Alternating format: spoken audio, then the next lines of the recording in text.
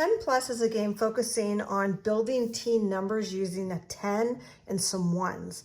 So in this game, it's really important that you use a full deck of cards, and then this 10 needs to come from a different deck of cards.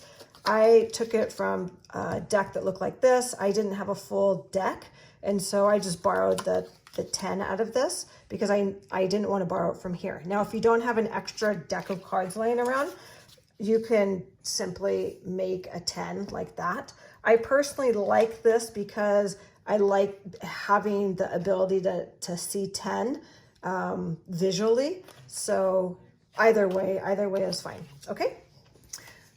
I think for this game demonstration, we're going to use this. So the goal in this game is to be the first person to reach the top of the column. So who's ever, we could do this in a couple different ways. We can choose columns. So in a game that I demonstrated by Dan Finkel, he created the game Number Races. And in that game, he had each player chose 2 columns that they thought might come up with the column might fill the fastest. And you could play that way, or you could also play by working with odd and even numbers. Now, understand though that odd and even numbers are not introduced into the standards until 2nd grade. Yes, we work with them a lot in kindergarten and 1st grade, just in natural context. So for example, if I have 2 counters, they each have a partner, that's an even number. If I add a 3rd one, they're missing a partner, so that's odd. And the way to make it even is to add another partner. Now it's even. So that's how we work with odd and even in before 2nd grade. Another way to do that is you can say, okay, well, player 1, you can take all the numbers that are for 11, skip this, then do the 13, skip, 15, skip, 17, skip, 19, okay? And then that would leave for the even numbers to be filled in by purple. Now, you can always, students who play soccer, they usually do a chant, 2, 4, 6, 8, who do we appreciate? 10 plus, 10 plus, 10 plus. You can work on some fun thing that they've learned in soccer. So work on odd and even. All right, so the way we do this is we take turns turning over a card each. So player 1, this 10 card is not going to move. That's why you only need 1 of them. We turned over 3 ones. So this is 1 10, 3 ones is the same as 13. It's really, really important that you use that language, parents. I know it sounds and feels weird to say 1 10, 3 ones is the same as 13. We are working on place value in this game and setting students up for a strong understanding of place value. So we don't just want them to say 13. We need this language right now. 1 10, 3 ones is the same as 13. Okay? Next player, player 2, 1 10, 2 ones. 1 10, 2 ones is the same as 12. 1 10, 9 ones. 1 10, 9 ones is the same as 19. 1 10, 2 ones. 1 10, 2 ones is the same as 12. Okay? Now you may be wondering, why are we taking the time to do this? My student knows that's 12. Students see 1 10, 2 as 12. This is leading towards seeing this on paper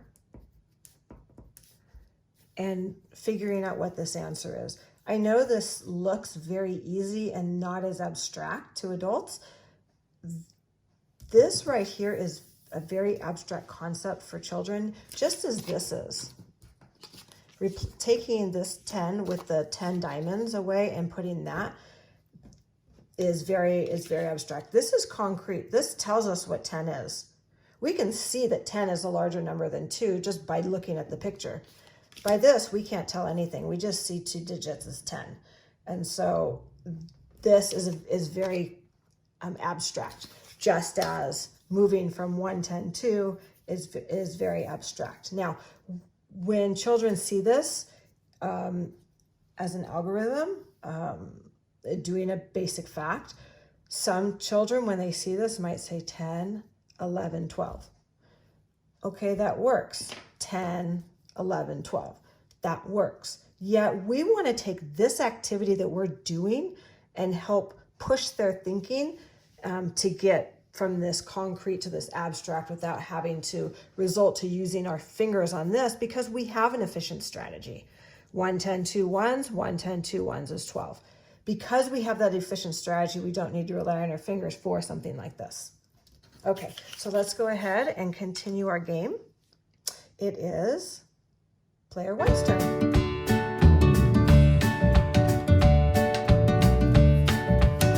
1, 10, 10. Stop.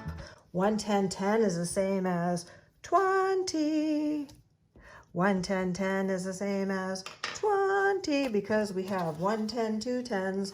1, 10, 1, 10 is the same as 20. So I like to say 1, 10, 2 10s because we have 2 10s. 2 10s, 2 10s. Make it fun. Just be silly with it.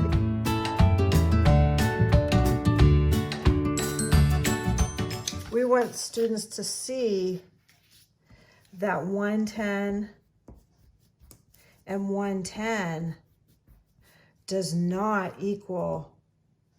We don't want them to see 110, 1 and then write 10 because we know that that is 110. So that does not equal this. We want them to see that there's 2 10s. We understand with place value, we have 10s and 1s. 2 10s. And we don't have any 1s. Okay, so that is the reason why we want to make this fun and silly. It's because we're really drawing attention to it, and we're drawing attention to it in a really fun way.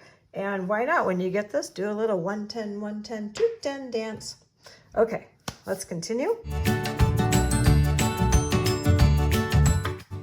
Woo!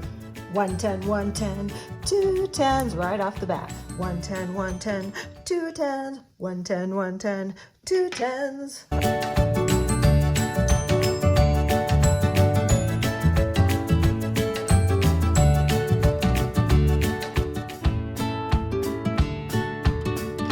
Okay, this might be a good time to stop and look at our graph because we are working with graphing, and graphing is in our standards. Let's talk about this graph.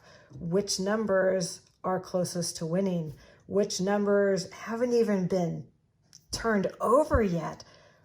Which numbers are at the same amount times we've turned them over? Lots of different, just keep asking lots of different questions in a very fun, relaxed way. Okay, there we go.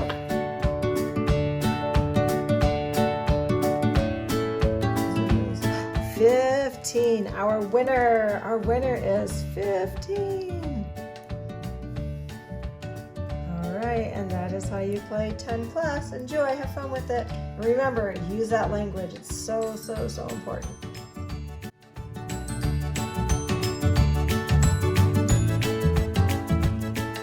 Okay, so we just finished playing this game, and player one was our winner.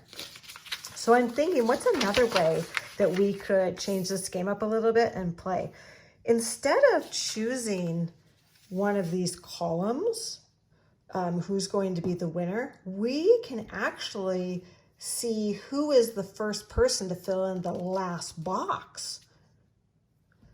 If we were playing this game, pink would have won because player one was the first person to get to the top. So that's another way. Let's go ahead and play that way and see what happens.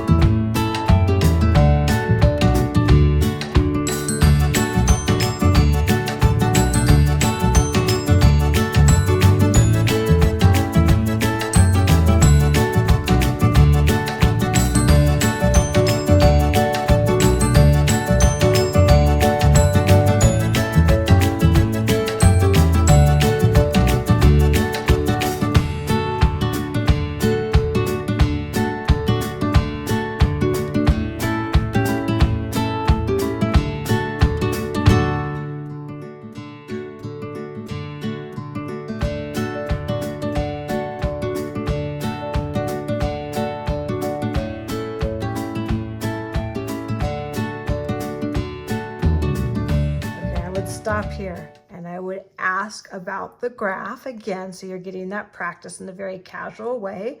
We can talk about what are the two numbers we haven't had yet. We haven't seen 14, and we haven't had a 110. 110 is 2 10s. We haven't had that yet.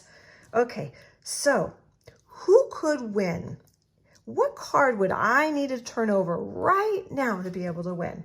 Again, we're justifying our reasoning. If they say 15, excellent. Tell me what is going to be underneath. If this is 15, what card would you need? Well, of course, they would need a 110 5 for that card. Now, we had 110 5 for the last one. There's a chance it could be under there still. Underneath it is obviously underneath here, we know, but it could be right underneath that last 5 is what I'm getting at. Okay, here we go. Remember, first person to the top wins. It is player 2's turn.